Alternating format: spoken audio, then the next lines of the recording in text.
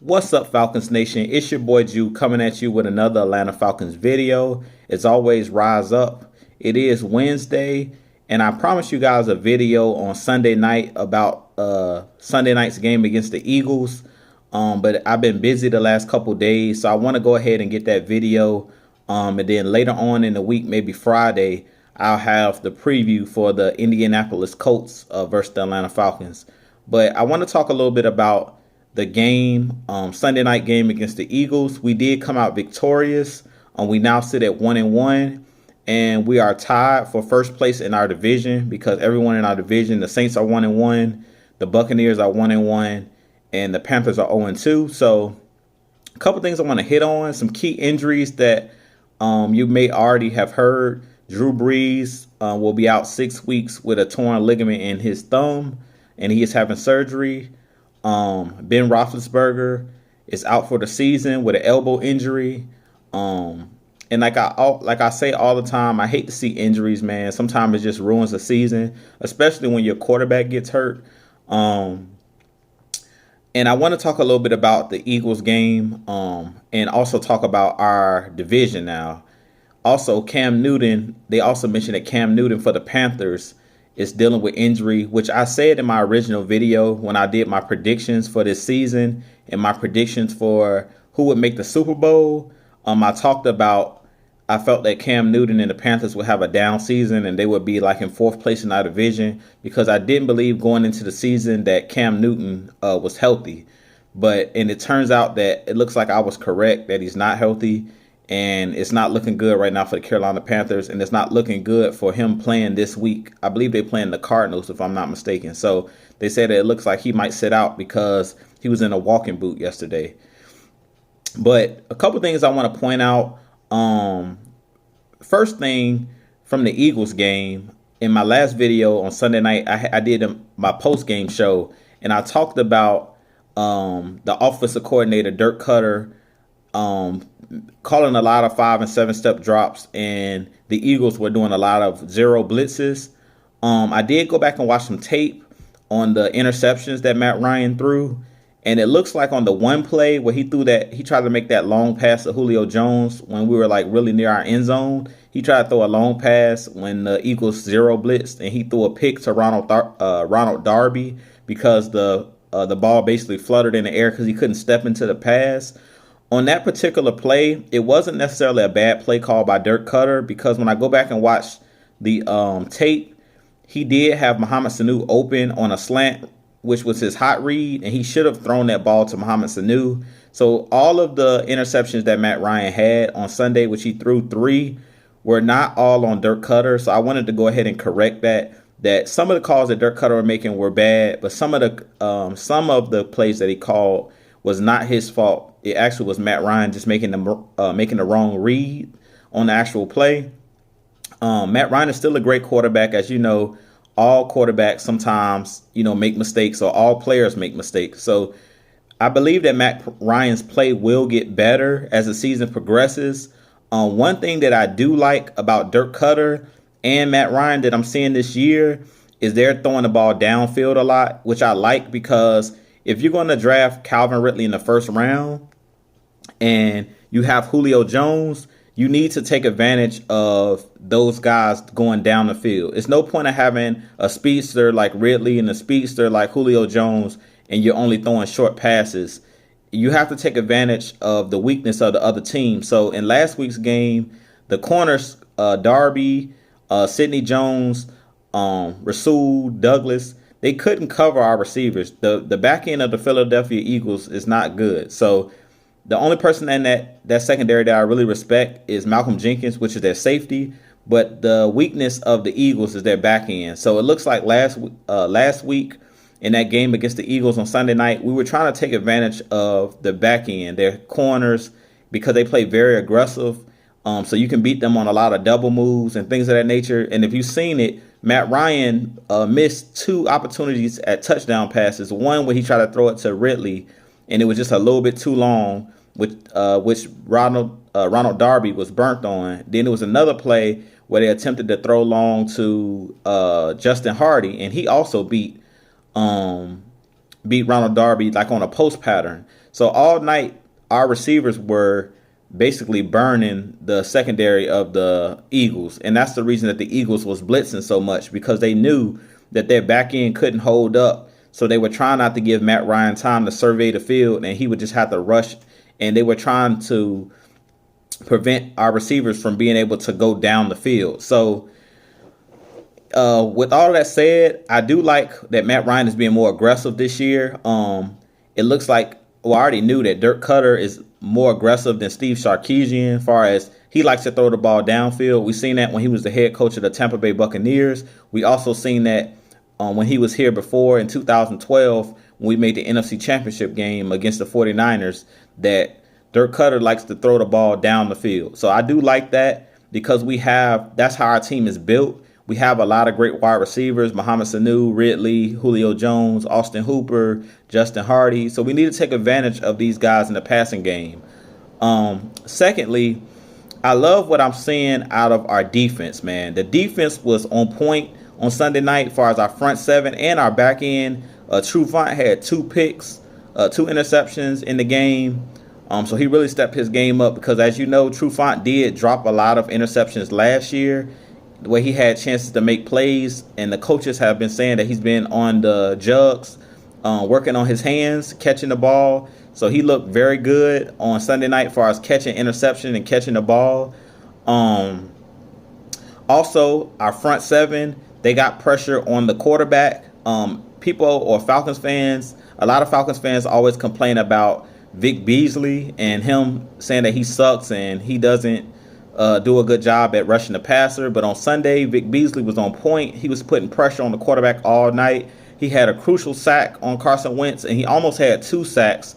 But one play, Carson Wentz literally threw the ball on his knees. So Vic Beasley looks very good in his 3-4 scheme. Pat McKinley was getting pressure all night.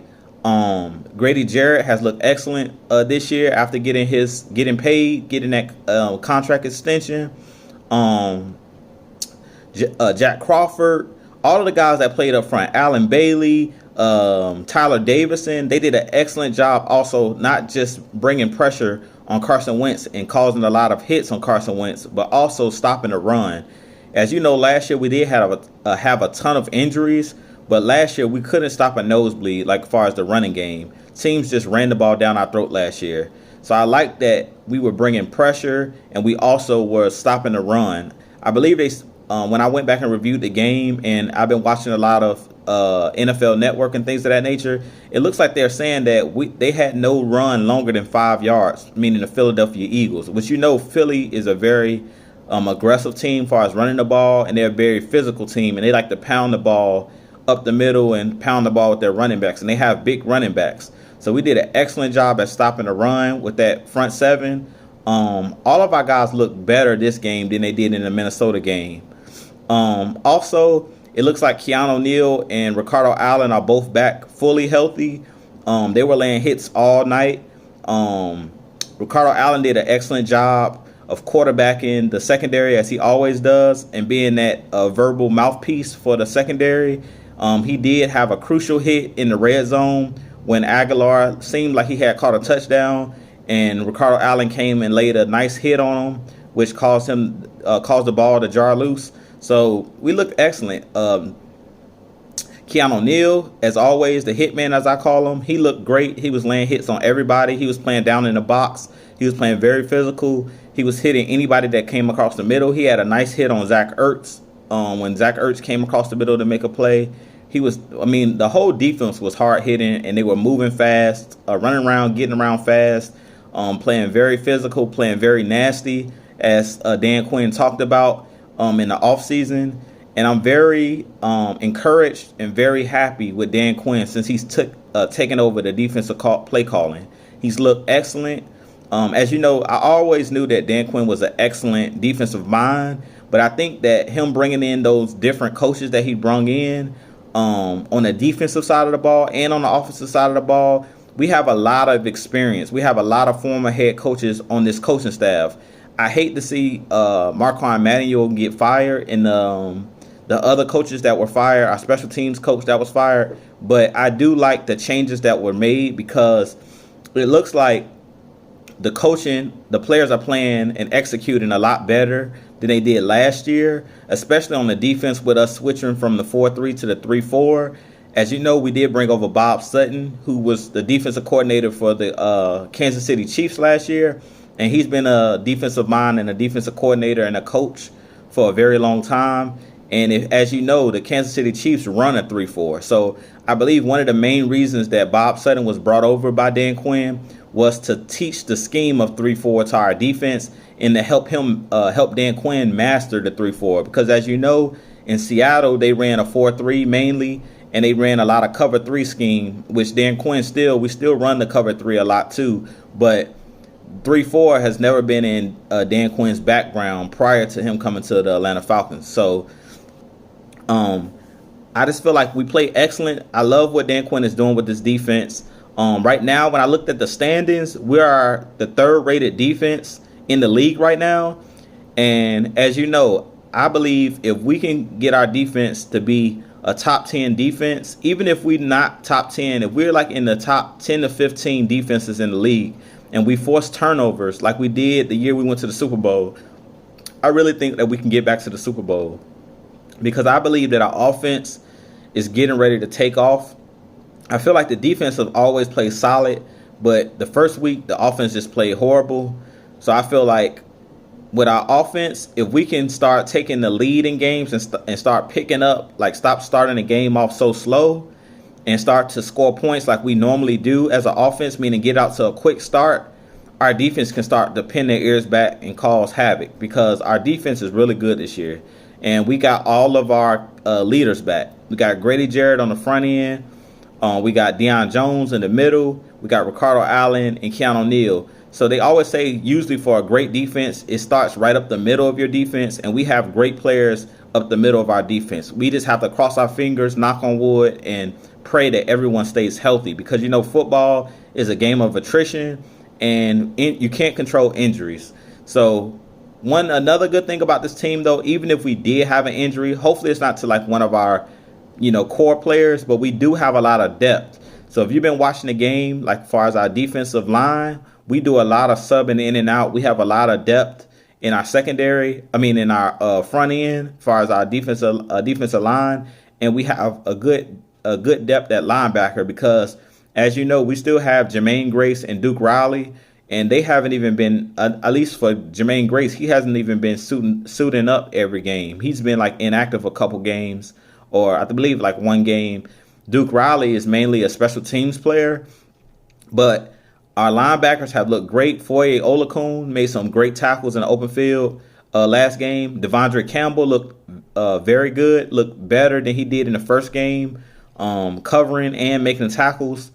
And the defense was just flying around, man. We look good, man. So I really think that this team has a chance, man, to make it all the way to the Super Bowl. My Super Bowl prediction was the Patriots and the Falcons redeeming themselves from the 2016-17 Super Bowl in Miami. So I plan on seeing my Falcons in the Super Bowl this year. A couple other things I wanted to hit from the game. Our punter did get injured, Matt Bosher, and I did see yesterday that we did bring in another punter just in case Bosher cannot go this week against the Colts. Like I said, man, it was just an excellent game, man. I love what I'm seeing out of this team. I believe that also with our special teams, Kenyon Barner has looked great returning, doing kickoff returns and punt returns. It looks like an upgrade over Justin Hardy last year, because mainly Justin Hardy would just fair catch pretty much everything.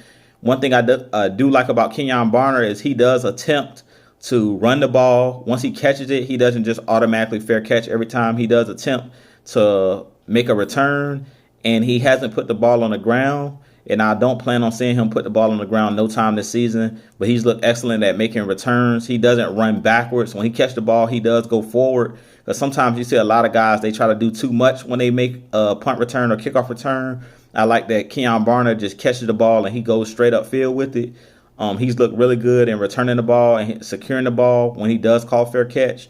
So I like everything that I'm seeing with this team. I do believe that we're finna go on a win streak because the next couple games we have the Colts, and then I believe right after the Colts we have the Titans, and then I think we have the Texans. So we taking on a lot of AFC teams, but I believe that we have a great chance at starting the year off right. Another thing that I really want to talk about briefly is with the NFC and with the NFC South. We're seeing Drew Brees go down for about 6 weeks. They're saying 6 to 8 weeks. And then with Cam battling his foot injury and his shoulder injury, the only team we really should be concerned with right now is the Buccaneers in this division. I mean, they're the only team that's still kind of healthy enough to contend with us.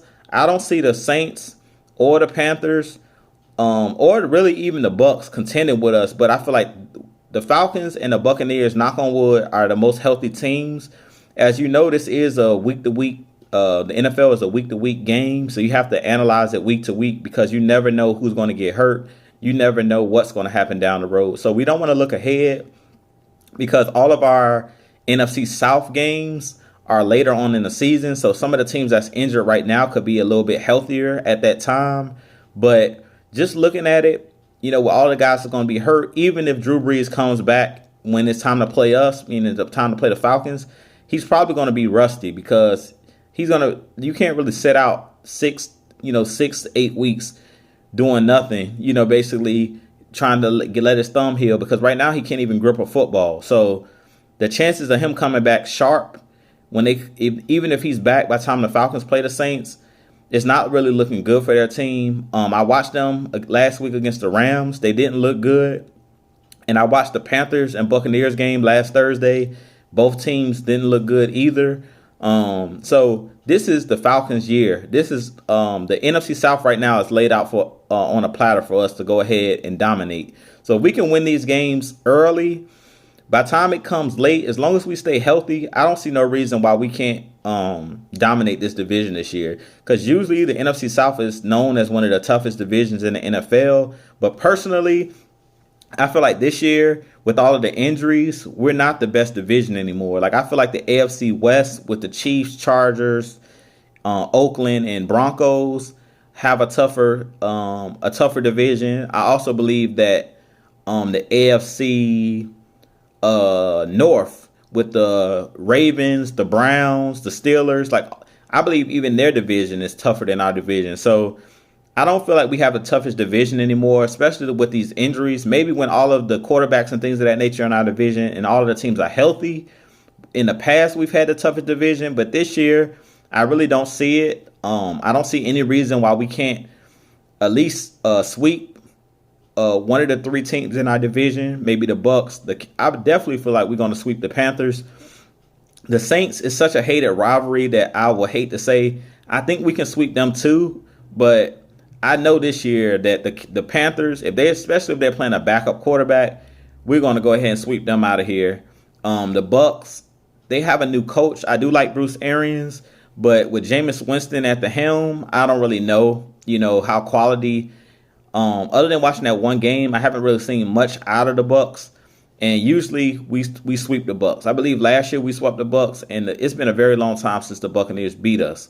So as long as we stay healthy, it's no excuses this year for anybody, for Dan Quinn. There's no reason why we shouldn't win this division.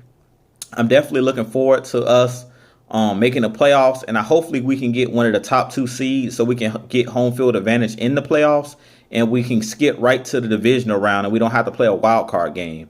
So hopefully with this Falcons team, we can go ahead and continue to dominate. Like I said, I feel like we're about to go on like a 3 to 4 game win streak, y'all, and hopefully we can keep it going. But I'm not going to stay up here too long, man. That's all I wanted to really talk about is just some of the news and notes that's going on around the league, some of the injuries and things of that nature. This is your boy, Jew.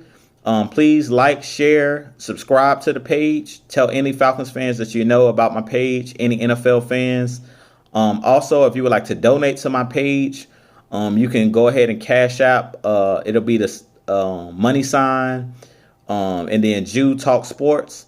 If you would like to donate to the page, I appreciate all the support from all of the subscribers. Happy Wednesday. Rise up and have a peaceful week. All right. One love.